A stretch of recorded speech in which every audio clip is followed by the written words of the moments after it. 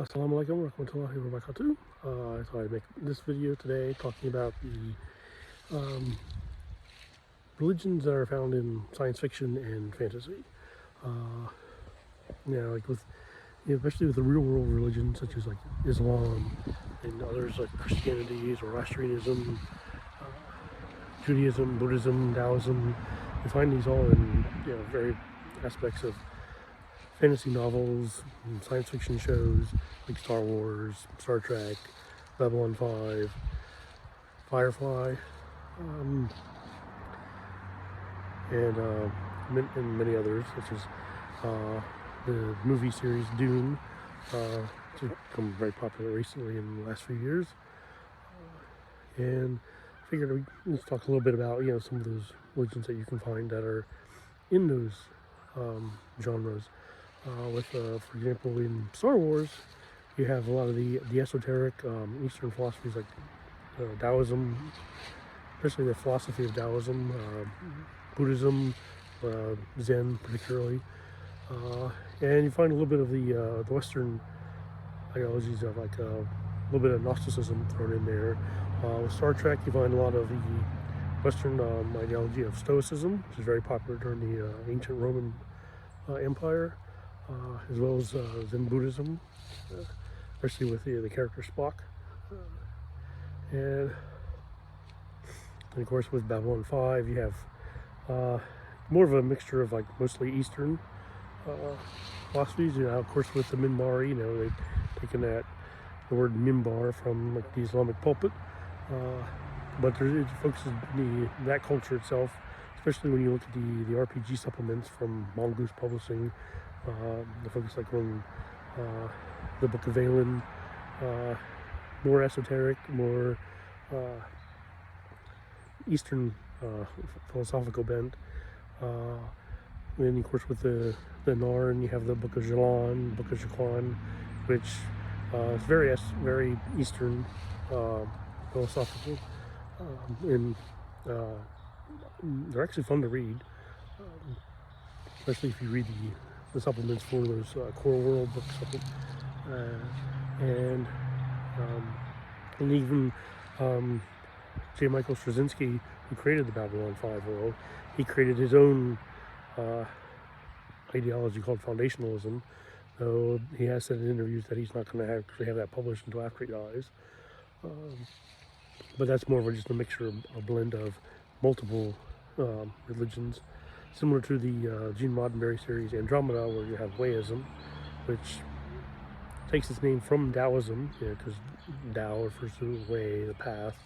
And in that series, he takes basically the good things about religion, such as peace, compassion, wisdom, enlightenment, and kind of discards all like the negative things that are found in several religions, and incorporates it into an ideology called Wayism.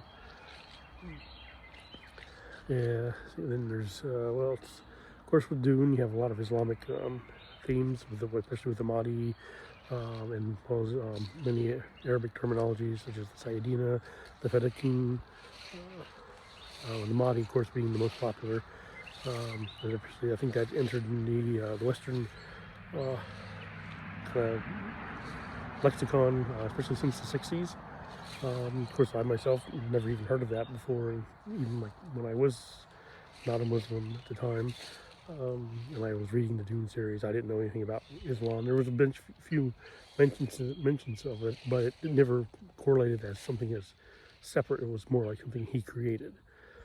But when you're reading his versions of that whole universe in Dune, much more different than the writings that his son did. It's a lot more focuses on the Islamic and Christian bent towards the religion than it does like any others. There's like with the Zen Sunni Wanderers, which is more of a compilation of like more like Zen Sufi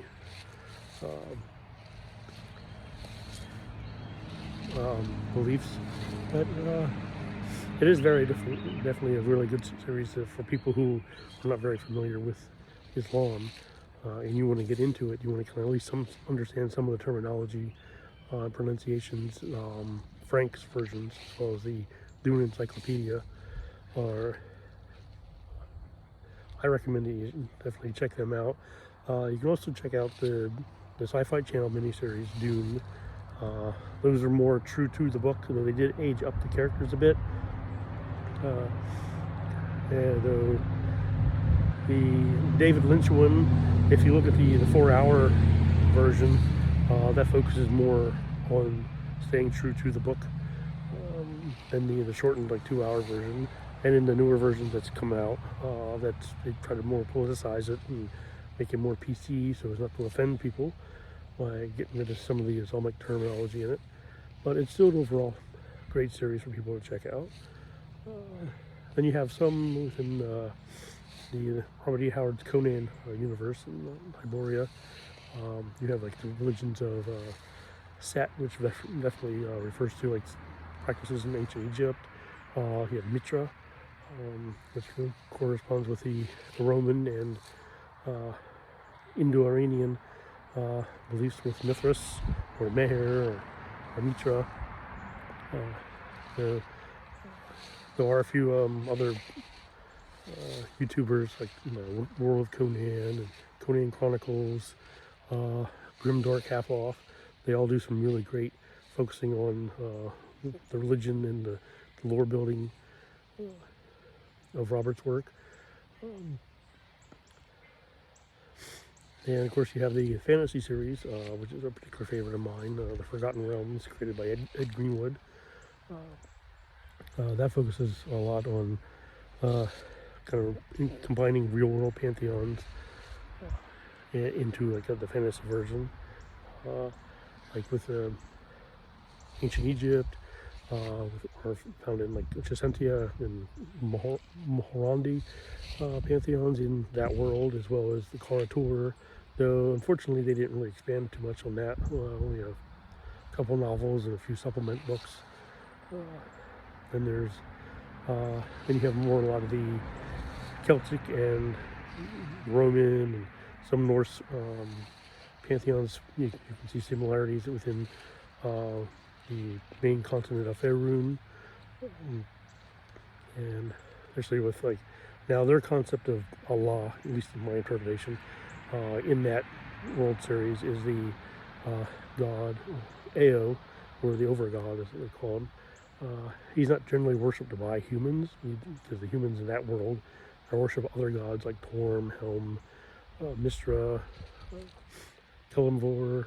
A lot of them recently became popular through the game Baldur's Gate 3, as well as the Dungeons and Dragons movie that came out a couple years ago. We'll talk a little bit about it. But I think with that is those gods themselves, they are the ones that worship Ao, whereas the humans worship just the regular gods. And now during the Time of Troubles series in that universe, there was a time when Ao had cast down the gods because the Tablets of Fate had been stolen, and so they ended up having to get new avatars and go through a whole new series of adventures to get those tablets back in order to regain their godly powers. But that was a really good kind of adventure arc, but it's still a fantasy. It's fiction, but it's a good way to introduce people to different religious aspects and kind of get them interested in religion in a way. Concerning Islam in that world, there really isn't much, and that's unfortunate. There is the continent of Zakara, which is far south of Faerun, off to more in between Faerun and Karator, and then there's which mainly focuses on the pre-Islamic Arabia at the time, and more of the mythical stories that kind of popped up around then, as well as the stories of the Arabian Nights and Aladdin, and a lot of early Hollywood's interpretation of what they thought the Arab world was like, especially with the Sinbad movies. Then in the southern part of Faerun, near Chult, there is the Kalimshan and which focuses a little bit on ancient Arabia as well as the Anorak Desert, which used to be the kingdom of Netheril. But there really isn't much. They don't go into the philosophies, wars, and tying up things with kind of bringing people back, getting them interested into that part of the world. Even with the world, the Legend of the Five Rings, with Rokugan, which focuses mainly on a fantasy version of Japan, which is a really cool series. There's a YouTuber called Brainstorm Lore that has a lot of great videos on breaking down the whole history and mythos of that world.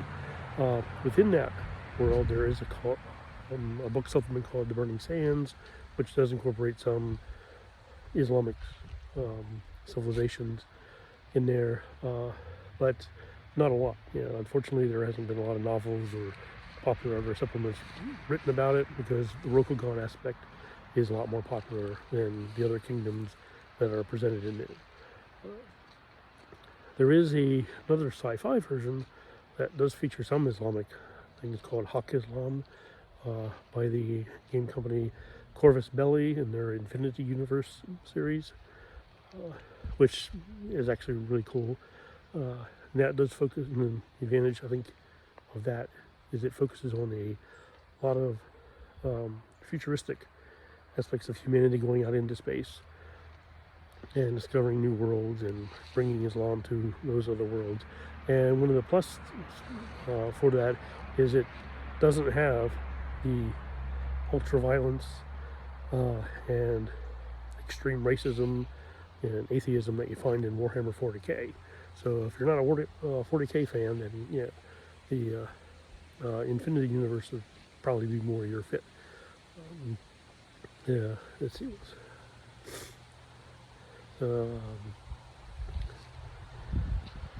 and I think it's with a lot of these religions kind of being incorporated into very series, which is fantasy and sci-fi. I think it is important. It's a way to incorporate real world ideologies into those philosophies, because it helps get people interested in a way that makes it palatable to them.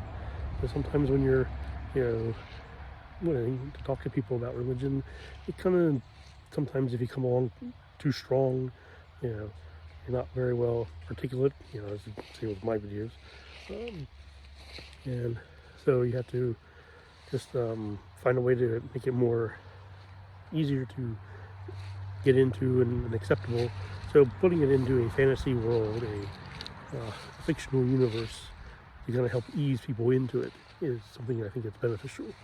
And in that way, when people are more interested and more serious about wanting to learn more about their real world counterparts, it's a lot easier for them to get into it, since they already have at least a minimalist, foundation of knowledge to help them, explore, grow, and eventually become enlightened. And hopefully, I think one thing that we do need there is to have a lot more Islamic influence in the literature, especially fantasy and science fiction. Now there is a book that's recently been published called The Tales of Kayal, that's supposed to also take place in like a futuristic world, but it's focused on Islam. It's supposed to be the beginning of a series. I haven't read it yet. I'm looking forward to getting it when it comes out. And when it does, I'll give you my review on that. Now there is the Devabad trilogy. There are a few standalone books, like The Throne of the Crescent Moon, so there are a few, but they're more like just standalone novels than something that's actually, like an extensive, saga, that you can really get into. So hopefully, there will be more authors out there who are able to bring people, to educate them and bring people to Islam in a way that's entertaining, educational, and fun. And I look forward to reading those series, as well as any like movies or TV shows that are out there. And if you know of any that I haven't mentioned, let me know and I'll check them out. So for now, alaikum assalam wa rahmatullahi wa barakatuh.